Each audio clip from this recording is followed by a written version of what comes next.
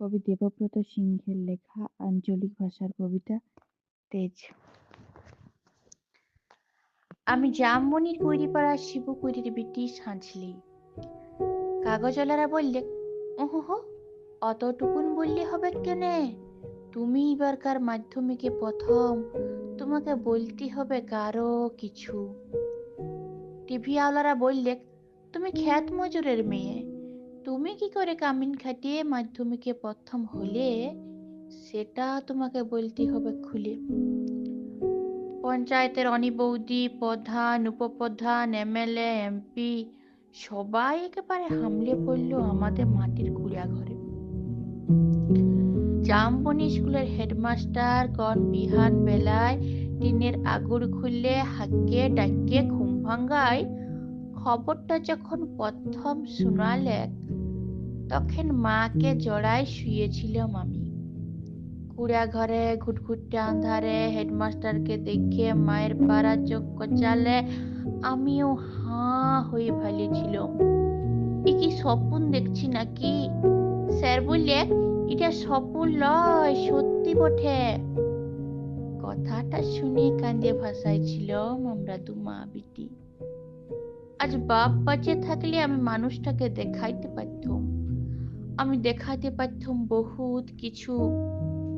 আমার বুকের ভিতরে যে তেজালো সন্ধ্যা বাতিটা জ্বালাই দিয়েছিল মানুষটা, সেই বাতিটা আজকে কেমন আমাদের কুড়া ঘরটাকে আলো করেছে সেটা দেখাইতে পারতাম।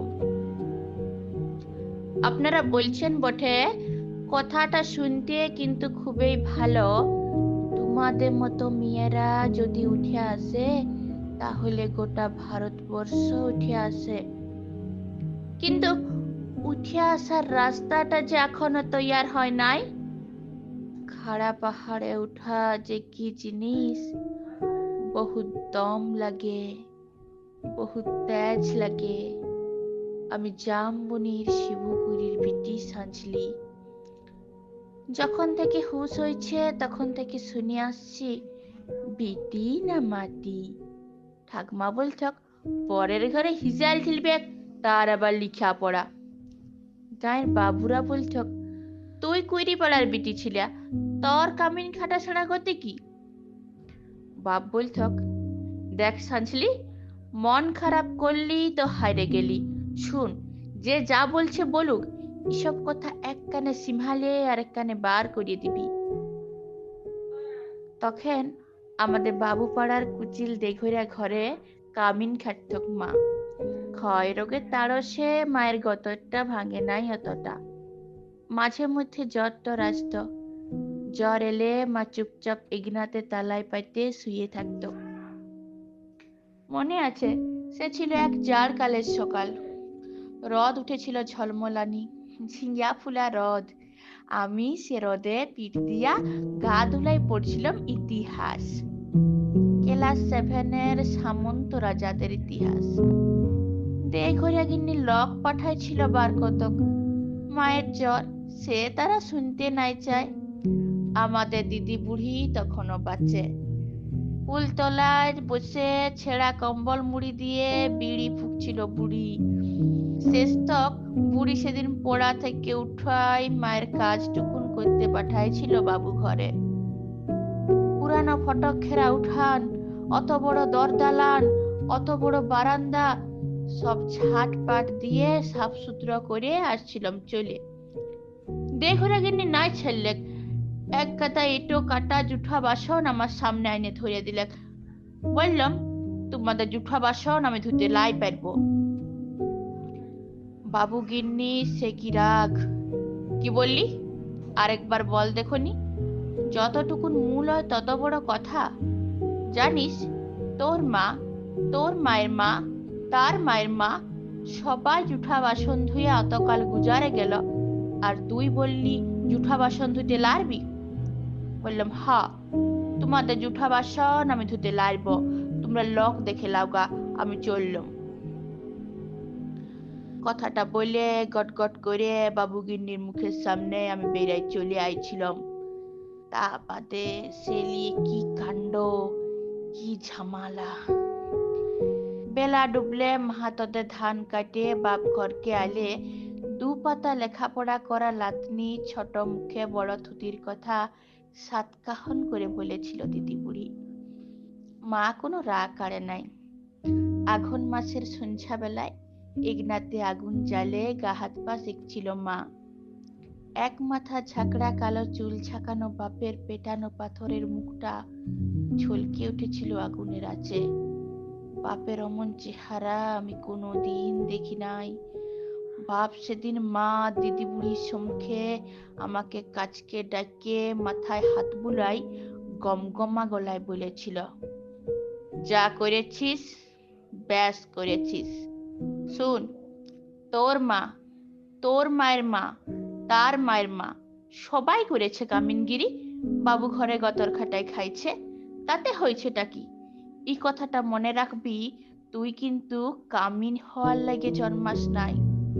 যত বড় লাট সাহেবই হোক কেন নে, কারুর কাছে মাথা লুয়ায় নিজের তেজ বিজ্ঞাপ নাই।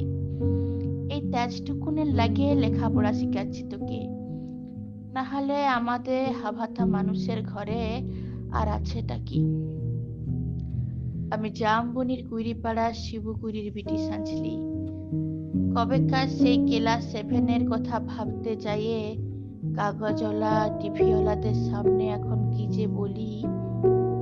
তালপাতার রদ দিয়ে ঘেরা গবুল্লতা রেগনাতে লোকে খল্লকাকার, তার মাঝে বাঁশি বাজায় জিপকারিতে চাপে আগু পেছু পুলিশ লিয়ে মন্ত্রী আইলেক ছুটে, কোথায় সাঁচলি কুইরি কোথায়? বলতে বলতে বন্দুকধারী পুলিশ নিয়ে সোজা আমাদের মাটির কুড়া ঘরে। হেড স্যার বললেন, প্রণাম কর সাঁচলি, প্রণাম কর। মন্ত্রী তখন পিঠ চাপলালেন। পিঠ চাপড়ায় বললেন, তুমি কামিন খাটে মাধ্যমিকে প্রথম, তাই তোমাকে দেখতে আইলাম। সত্যি বড় গরিব অবস্থা। তোমাদের মতো গরিব ঘরের মেয়েরা যাতে উঠে আসে, তার লাগেই তো আমাদের পার্টি, তার লাগেই তো আমাদের সরকার। লাও 10,000 টাকার চেকটা এখন লাও। শোনো, আমরা তোমাকে আরো টাকা তুলে দেব, ফুল দিব, সম্বর্ধনা দিব।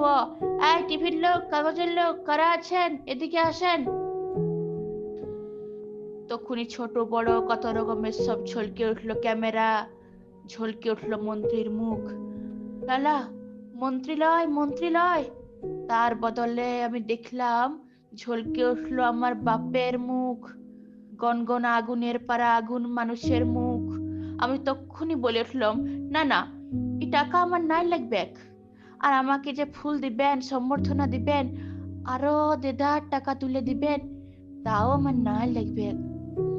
মন্ত্রী তখন ঢোক গিললেক। গায়ের সেই দেঘরা গিন্নির বড় বেটা, সে এখন পার্টির বড় নেতা। ভিড় ঠেলে সে আসে বললে, কেনে কি হয়েছে রে সাঁচলি?